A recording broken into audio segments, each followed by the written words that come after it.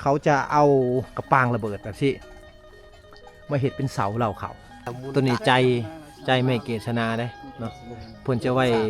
เฮ็ดเวียกเพิ่นหรือว่าเฮ็ดงานเพิ่นบุญกินงะประมาณก็คือกอกยานี่แหละพี่น้องอยู่ทางเขตชนบทเพิ่นจะสูบ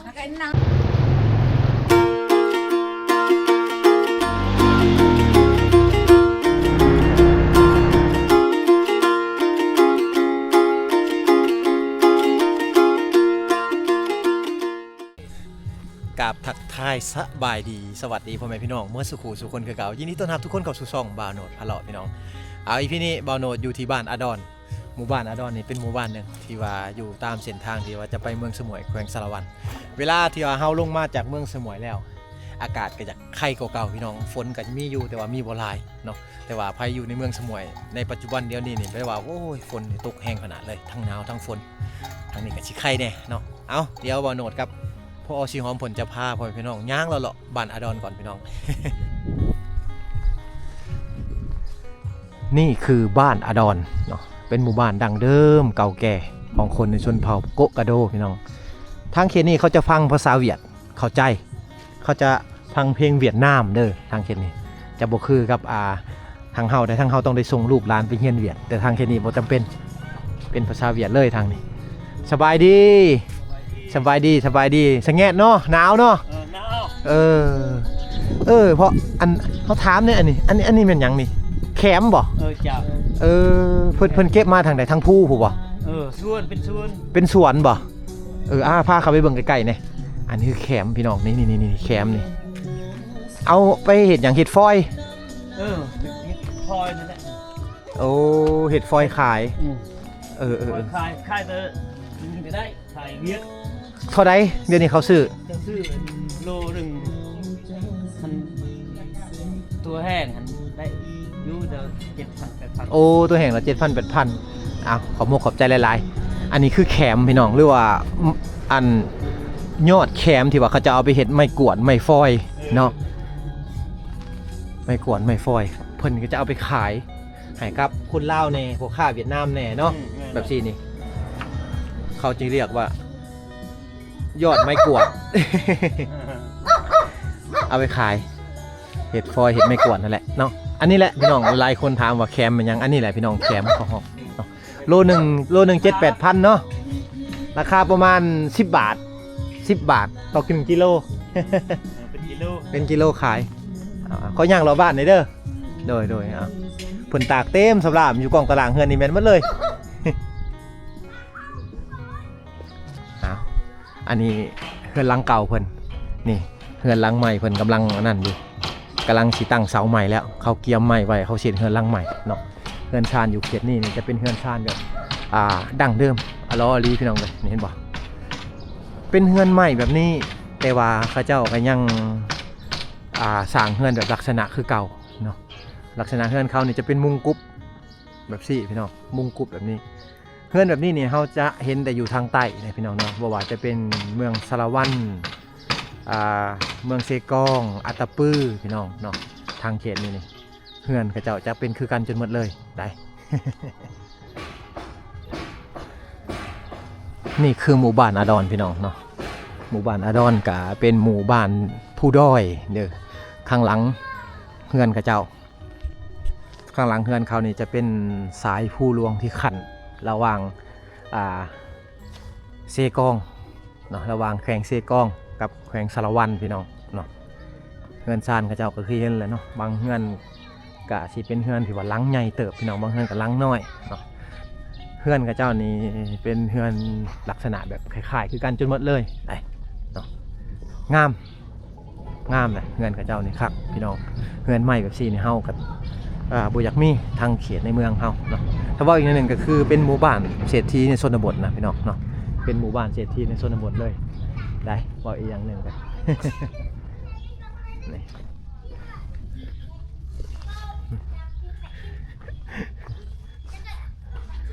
เด็กหน่อยอยู่ทางนี้เขาจะว่าภาษาโบโกกาโดกันการละลิ่นต่างๆเนี่ยเขาจะลิ่นอยู่เฮือนอยู่ซ่านเขานี่แหละพี่น้องเวลาบริไปโรงหามโรงเรียนกันเนาะสบายดี ลินบักบี้เอาลินเลยลินเลย พากันลิ้นมักบี้อยู่เฮือนอยู่ซ่านบ่ได้ไปโรงเรียนเนาะมื้อนี้พักโรงเรียนแล้วเนาะโรงเรียนเสียงแล้วเนาะเสียงแล้วเราก็ไปโรงเรียนเนี่ยการละลิ้นกับเจ้าแบบนี้ได้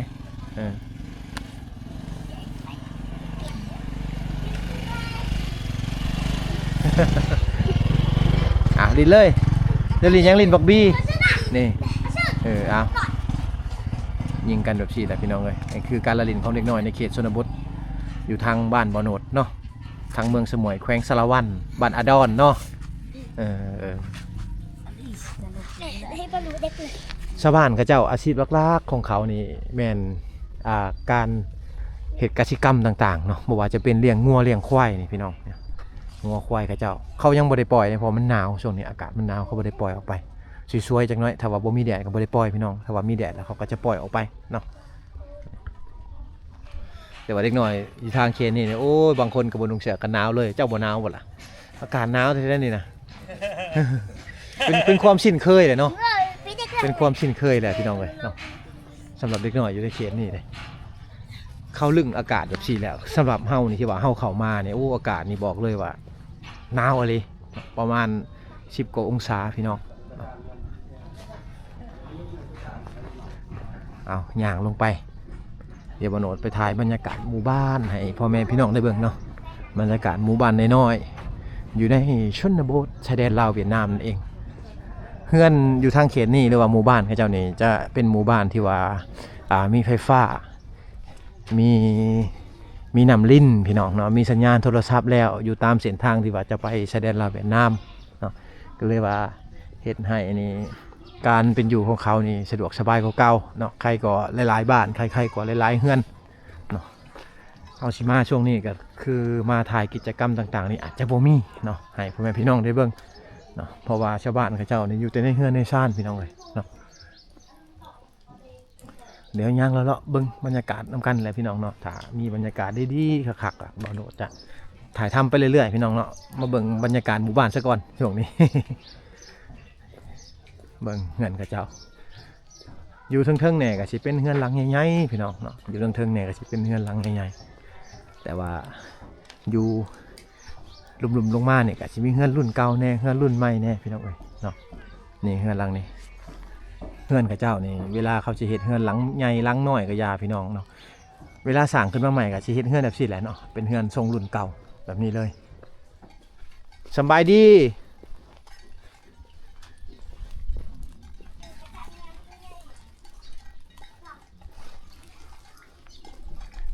โอ้มันอยู่เงินอยู่ชาน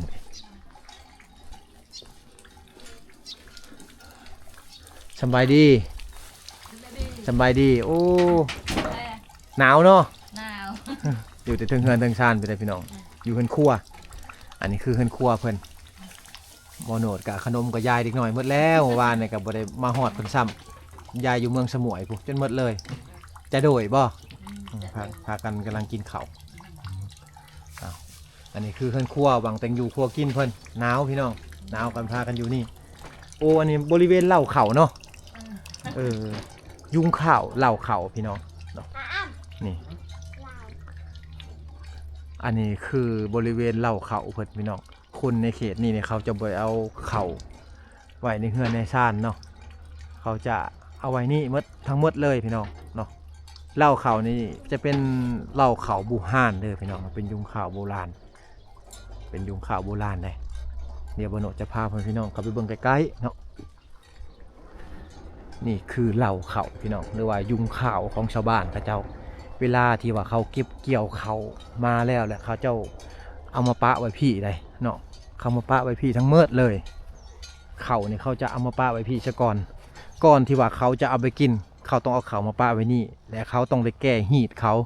เห็ดหีดเขาให้มันแล้วทั้งเมิดก่อนพี่น้องเลยเนาะชาวบ้านเขาเจ้าจึงเอาเขาไปกินได้เหล้าเขานี่ยุงข้าวนี่จะเป็นเหล้าเขาแต่สมัยบูฮานแน่แล้วก็เป็นเหล้าเขาในปัจจุบันแน่เหล้าเขาปัจจุบันนี่จะแน่นหนาแน่พี่น้องก็คือแบบนี้เนาะก็คือเหล้าเขาแบบนี้เป็นเหล้าที่ว่าเฮ็ดด้วยไม้ทั้งหมดเลยแล้วก็มุ้งสังกะสีพี่น้องเนาะสองหลังนี่จะเป็นเหล้าใหม่เหล้าใหม่ๆเลยแหละแต่ว่าเหล้าเก่านี่ยุงข้าวตัวเก่านี่ก็มีพี่น้องเนาะจะเป็นเหล้าเขาแต่สมัยก่อนเนาะ 30-40 ปีหรือว่าอาจจะกลัวก็มีพี่น้องบ่โหนดกับบ่ฮู้ประวัติเนาะเขาจะเอากระปางระเบิดแบบที่มาเฮ็ดเป็นเสาเหล่าเขากระปางระเบิดอยู่ทางเขตนี้ยังหลายพี่น้องบ้านนี่ก็เป็นหมู่บ้านที่ว่าอยู่ตามเส้นทางโฮจิมินห์หรือว่าเส้นทางสงครามนั่นเองเนาะเราจะเห็นกระปางระเบิดมีหลายเหล่าเขาเจ้านี่ถึงจะเป็นประมาณ3หน่วยกระปางระเบิดเนาะประมาณ3หน่วยแล้วมันแตกครึ่งแล้วเขาเจ้าก็เอามาเฮ็ดเป็นเสาเหล้าและเดินนี่จะเป็นเดินที่ว่าชาวบ้านเขาเจ้าเลี้ยงงัวเลี้ยงควายไปนำแล้วก็เฮ็ดเป็นสวนผักไปพร้อมพี่น้องเนาะอาจจะเป็นเดินที่ว่าเขาเจ้าแก่ฮีดเฮ็ดฮีดต่างๆเนาะ นี่อันนี้แม่นหมดเลยจะเป็นบริเวณเล่าเขายุงข้าวของชาวบ้านเขาเจ้าเนาะเป็นยุงข้าวโบราณเด้อพี่น้องเป็นยุงข้าวโบราณบางอันก็ทิ่มเป้เพ่ไปแล้วเนาะเสียไปแล้วพี่น้องนี่งัวควายก็ผูกไว้ตามนี่แหละพี่น้องเนาะสังเกตเสาเหล้านี่จะเป็นกระปางระเบิดหรือว่าเป็นลูกบอมจะเป็นลูกบอมทั้งหมดเลยตัวนี้ก็แม่นพี่น้องเขาจะพบเห็นแต่อยู่ในเขตชนบทชายแดนลาวเวียดนามนี่จะมีหลายเหล่าแบบสี่จะมีหลายแม่นหมดเลยได้นี่เนาะอันนี้ก็แม่นพี่น้อง แม่นทั้งหมดเลยเสาเร้ายุ้งข้าวที่เห็ดเสาด้วยระเบิดหรือว่ากระปางระเบิดนั่นเองเป็นเศษซากสงครามที่ว่ายังหลงเหลืออยู่ในประเทศลาวเนี่ยยังหลายเนาะยังเก็บบ่หมดพี่น้องเลยยังหลายยังเก็บบ่หมดยังหลายกระปางระเบิดนี่เนาะหรือว่าลูกระเบิดลูกบอมบี้ต่างๆยังหลายเด็กน้อยในเขตชนบทเมื่อก่อนนี่บ่ฮู้นี่เขาเจ้าจะเก็บมาแล้วเขาจะมาดึกลิ้นมันบางคนก็มันแตกใส่จนตายไปได้พี่น้องตอนยังน้อยเนาะบางคนก็เป็นพิการเนาะแม่นทั้งหมดเลยแต่พี่น้องในบริเวณเล่าเขาเพื่อนบางอันกับมุนมาแล้วนี่อันนี้จะเป็นเหล้าเก่าทิ่มมันหมดเลยตามไปนี่ก็จะเป็นเหล้าเก่าทั้งหมดเลยเนาะนี่คือบริเวณยุ้งข้าวหรือว่าเหล้าเขาของคนในเขตชนบทในเขตนี้เหล้าเขาในเขตนี้ยุ้งข้าวในเขตนี้จะเป็นเหล้าเขาบูฮานเนาะยุคเก่ายุคแก่พี่น้องบางเหล้านี่ก็100 กว่าปีแล้วมีแต่เขามาแปลงเอาก็คือหลังคานี้เนาะแล้วก็ฟ้ากระแตะนี่แต่ว่าเสาคานเหล้าต่างๆนี่เขาจะเปลี่ยนใหม่พี่น้องเนาะเปลี่ยนใหม่หรือว่าบางเหล้าเขาก็แปลงเอาแต่พาขางมันบางอันก็อยู่ไปหอดโซลูกโซลานไปเลยพี่น้องปวกนี่บ่ได้ขึ้นง่ายๆเลยได้เนาะตามกระปางระเบิดนี่ถึงว่าจะมีโพนปวกแต่ว่ากะปวกบ่ขึ้นเหล้าเขาเจ้าพี่น้องยอมรับเนาะยอมรับว่ามันทนอะไรเมื่อว่าจะเป็นยุงข้าวหรือว่าคอกสัตว์ต่างๆอยู่ในเขตนี่เขาจะเอากระปางระเบิดมาเห็ดเป็นเสาพี่น้องเลยเนาะก็คือเห็น อันนี้จะเป็นคอกแบะเขาเนาะเห็ดเป็นเสาเลยทางนี้เห็ดเฮือนหลังใหม่ขึ้นมาแล้ว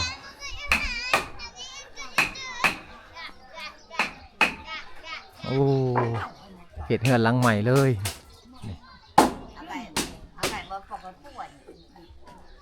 สบายดีสบายดีหนาวเนาะอยู่เฮือนอยู่ซานเลยไปใส่พี่น้องเนาะอากาศหนาวทางนี้นี่อันนี้เฮือนกำลังเห็ดใหม่แม่นเอาไม่โอ้ยเนื้ออัดถืออีกจานสูบกอกไปพร้อมเลยผมยิงทางในหนาวๆจังสิ สูบยาไปพร้อม นี่อันนี้คือกอกเนาะกอกก็คือกอกยานี่แหละพี่น้องอยู่ทางเขตชนบทเพิ่นจะสูบเปรียบกับเป็นยาสูบกำลังของผู้หญิงในเขตชนบทตามสบายเลยตามสบายสูบเลยโดยสูบเลยหนาวแบบนี้เขาก็ตั้งไฟตั้งปล่องตลาดนี่แหละนี่พิงไฟไปพร้อมหนังลมกันไปพร้อมบ่ได้ไปให้ไปชวนบ่ได้ไปให้บ่ฝนตกเนาะไปบ่ได้ ฝนตกแล้วยากเลยพี่น้องในการเดินทางเขาไปให้ไปชวนเพิ่นเนาะโอ้ทางนี้เห็ดเฮือนเองเลยสบายดีโอ้ ประยุกต์ขอขึ้นไปในเด้อน้อยหนึงโอ้เพิ่นเอาไม้พางเนาะไอ้ไม้พางบ่ไม่ชอดบ่ไม่ชอดไม่เหี้ยพี่น้องเอามาเฮ็ดผาเลยอันนี้แหละคือคนลาวเฮาประยุกต์เอาไม้อยู่ป่าอยู่ให้อยู่สวนมาเฮ็ดเฮือนเฮ็ดชานพี่น้องกันเนาะบ่มีไม้เป็นแผ่นบ่มีไม้แป้นเพิ่นก็เอาไม้ชอดไม้เหี้ยไม้พางนี่แหละเนาะเอามาเฮ็ดเฮือนเนาะสารเฮ็ดเองเลย อันนี้เจ้าเฮ็ดเองเลยบ่เฮือนนี่โอ้ไทยบ้านสวยน้ำกันซอยกันพี่น้องอันได้เฮือนเพิ่นยังบ่ทันแล้วเพิ่นนอนอยู่นั่นเลยเอาผ้าบัดเอาผ้ากั้งเอาสะกอนพูเห็นบ่อันนี้คือเพิ่นจะมาเฮ็ดผาเฮือนแล้วบัดนี้เนาะอยู่ไปก่อนเนาะไอ้เนาะซ้ำซาว่ามีเงินละจึงซื้อไม้มาแอมเนาะเอาอันนี้คือฝีมือของคนลาวเฮาคนบรรดาเผ่าเฮานี่เขาจะใส่อันนี้แหละในการแอมเฮือนแอมชานแต่สมัยก่อนกะรุ่นพ่อรุ่นแม่กะสิแบบนี้พี่น้องเฮือนเบาโหนดก็คือกันเนาะสมัยยุค90เนาะประมาณ40-50 ปีก่อนคนลาวเฮาก็สิใส่ไม้พางแบบไม่เหี้ยไม่ซอดในการเฮ็ดเฮือนเฮ็ดชานต่างๆเนาะมาในปัจจุบันนี่ในเขตชนบทนี่ก็ยังมีอยู่คือกันเนาะขอมกกับใจเด้อโดยอันนี้ก็แม่นหมดเลยพี่น้องเนาะที่ว่าเพิ่นมาปะไว้อยู่นี่แม่นหมดเลยเพิ่นเกี่ยมได้เพิ่นเกี่ยมเฮ็ดอันนี้คือใบแขมหรือว่ายอดแขมพี่น้องเนาะจะเป็นยอดแขมที่ว่าเขาเจ้าเอาไปเฮ็ดไม้กวาดไม้ฟอยต่างๆเอาเก็บมาแต่ไห้มาแต่สวนเพื่อจะเอาไปขายได้เขาจะตากแห้งแล้วเขาจะไปขายโลละ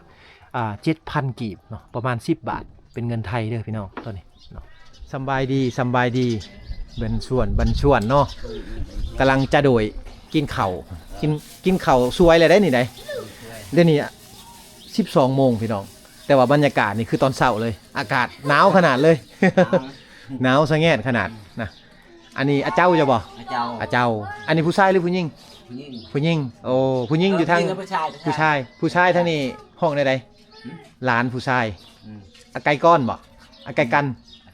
อาไก่ก้อนหลานผู้ชายคืออาไก่ก้อนอีพอนี่กินเข่าอยู่เอาเลยพอตามสบายเด้อเอาแล้วอันนี้คือเข่าไห้ทั้งนี้ห้องว่าโดยสไลด์บอกคือกันบอกโดยสไลด์เนาะโดยสไลด์กับแมนกินข้าวกับยังพอนี่อันนี้เป็นยังนี่ข้าวเปียกโอ้อันนี้จะเป็นข้าวเปียกของเพิ่นนี่บ่แม่นว่าข้าวเปียกไปบ้านเฮาหรือว่าเป็นเฟอเป็นหยังเด้อพี่น้องอาจจะเป็นข้าวเปียกอันนี้ก็ข้าวที่ว่าเพิ่นเอามาแต่ให้แต่ชวนเอามาต้มใส่หมูเนาะต้มใส่ชิ้นหมูต่างๆแล้วก็กินกับข้าวเหนียวคือเก่าข้าวกินกับข้าวกินกับข้าวอันนี้คืออาหารเที่ยงของเพิ่นเนาะขอบใจเด้อโดยคือว่าสิเอาไปเฮ็ดแก่ฮีดโมเมนต์เนาะตั้งฟันซื่อๆนี่ คือเอาไปใส่เวียกฟันเบิ่งคันมีหอมหน่อยนึงแหละไก่ไม้เกศนาได้พี่น้องอันนี้แต่ว่ามันบ่มีใจมันบ่หอมเพิ่นว่าอันนี้คือเพิ่นจูดเบิ่งซื่อๆนี่เฮ็ดใส่มุ้นงะบ่แม่นว่าอยู่เห็ดเป็นลวดเป็นลายอยู่นี่เพิ่นฟันนี่แม่นเลยอยู่ชวนบุดเคยปลูกกันเด้อยู่หลังผูไม่เกศนานี่ได้เกศนาปลูกเองนั่นแหละแต่มันบ่หอมเนาะมันบ่หอมปานใดมีอยู่บ่อนกระจอกนี่กับอยู่พวกดวงเจาะนี่มันหอมหน่อยนึงกะเกี่ยมบุญงะนี่แต่ละครอบครัวเอาน้ำเฮานี่ก็ได้ไม่นี่บ่แม่นโอ้เขาเกศแล้วจังมียางหน่อยนึงละจูดหอมหมดบ้านเลยกับพี่ประดามันก็ลงกินข้าวงะนะประมาณเดือนใดบุญงะนี่เดือนชิปนี่แหละเดือน1นี่แหละเดือน1นี่บ่เดือน1วันที่เท่าไหร่ที่เช้าวันที่เช้าโอ้เดี๋ยวนี้เพิ่นกำลังเกี่ยมพี่น้องเพิ่นสิเฮ็ดบุญงะเนาะทางบ้านเพิ่นบุญงะแล้วเพิ่นเอาไม้เกศนานี่มาฟันเพราะว่าเพิ่นจะเอาไปใส่งานบุญเด้จะจูดแล้วมันหอมหมดบ้านเพิ่นว่าแบบซี่เนาะโดยสบายดีโดยโดยบ่จูดไม่เกศนาว่ะ ใบหอม แล้ว มีเสื้อมัน ชุดบุญงะ ใช่ฮะเขาเบิ่งใกล้ๆก่อนใช่อันนี้บ่อันนี้บ่ตัวหอมมันน่ะ แม่น นี่เด้เดี๋ยวเขาจับนี่พี่น้อง น้องประเภทลิ้นหลงหน้ามุน ตัวนี้ใจไม่เกษนาได้เนาะเพิ่นจะไว้เฮ็ดเวียกเพิ่นหรือว่าเฮ็ดงานเพิ่นบุญกินงะประมาณวันที่20เดือน1 เวียดก็เอาคือกัน ขายให้เวียดก็ได้เนาะ ขายให้เวียดก็ได้รัว200,000 300,000 เออ แม่น โดยเอาพี่น้อง เฮ็ดเองเลยเนาะเฮ็ดเฮือนเฮ็ดชานช่องผัวเมียเพิ่นซอยกันพี่น้องผัวกับเมียบ่เนี่ยโอ้ผัวกับเมียซอยเหลือกันสระดินเข้า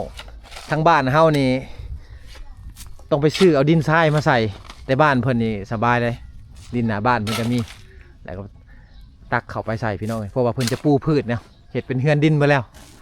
เฮ็ดเป็นเฮือนไม้ยกสูงบ่เฮือนไม้ยกสูงนี่ไม้เพิ่นก็เกียมไปแล้วเนาะเกียมไปแล้วเพิ่นสิเฮือนหลังใหม่ขึ้นมาเห็นบ่เวลาเขาเจ้าสร้างครอบครัวไปดนๆก็คอยโฮมคอยสร้างพี่น้องเอ้ยเนาะก่อนจะได้เฮือนหลังหนึ่งก็บ่ง่าย ใส่เวลาหลายปีหน่อยเนาะหลายปีเติบนะใหม่เพิ่นจะเกียมเห็ดเฮือนเห็ดชานเด้นี่แมนเบิดเลยนี่พี่น้องเลยเนาะย่างแล้วเลาะเบิ่งพี่น้องเลยเบิ่งหมู่บ้านอยู่ในเขตนี้เขตผู้ดอยบ้านน้อยๆบ่ใหญ่ปานใดเนาะอยู่ตามเส้นทางที่ว่าจะไปสมวยแขวงสารวัตรเด้อพี่น้องบริเวณที่บ่โนดมานี่เป็นบริเวณที่ว่าเขาเจ้าแก่ฮีดกันอันนี้จะเป็นเดินกลางบ้านพี่น้องถ้าว่าเฮามาในเขตทางภาคใต้เฮาจะเห็นเดินแบบสีหลายตามหมู่บ้านเขานี่เดินแบบสีนี่จะมีหมดทุกๆบ้านเลยเขาจะไว้เฮ็ดฮีดเนาะก็คือการแก่ฮีด12คลอง14เขาเจ้าเนาะหรือว่าการแก่บะต่างๆหลังจากเฮ็ดไร่เฮ็ดสวนเฮ็ดหัวมายังเป็นที่เรียบร้อยปึ๊บพี่น้องเนาะก่อนจะไปเก็บเกี่ยวเนาะหรือว่าเก็บเกี่ยวแล้วชาวบ้านเขาเจ้าจะมาแก้ฮีดอยู่นี่เห็นลักปักอยู่นี่ก็คือลักที่ว่าเขาจะเอางัวเอาควายมาผูกไว้หรือว่าเอาแบะเอาหมูมาผูกไว้พี่น้องก็ตามลักแหละลักละโตแบบซี่นี่เนาะกะสีขางัวขาควายอยู่นี่เนาะแล้วก็พากันเฮ็ดบุญอยู่นี่เลยเนาะอันนี้คือบริเวณเดินบ้านเขาเจ้าเดินแก้ฮีดเขาเนาะ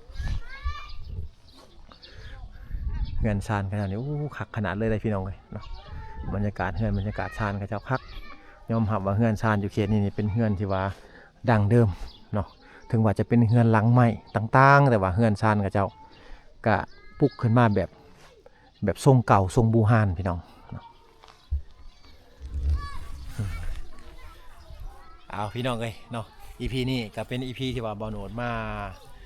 ลินอยู่บ้านอดอนเนาะพาพ่อแม่พี่น้องมาเบิ่งบรรยากาศยามช่วงฤดูหนาวฝนแน่อยู่ที่บ้านอดอนเมืองสมวยแขวงสารวัตรนั่นเองเนาะเป็นหมู่บ้านที่ว่าบ่ใหญ่หมู่บ้านขนาดน้อยๆเนาะอยู่กัน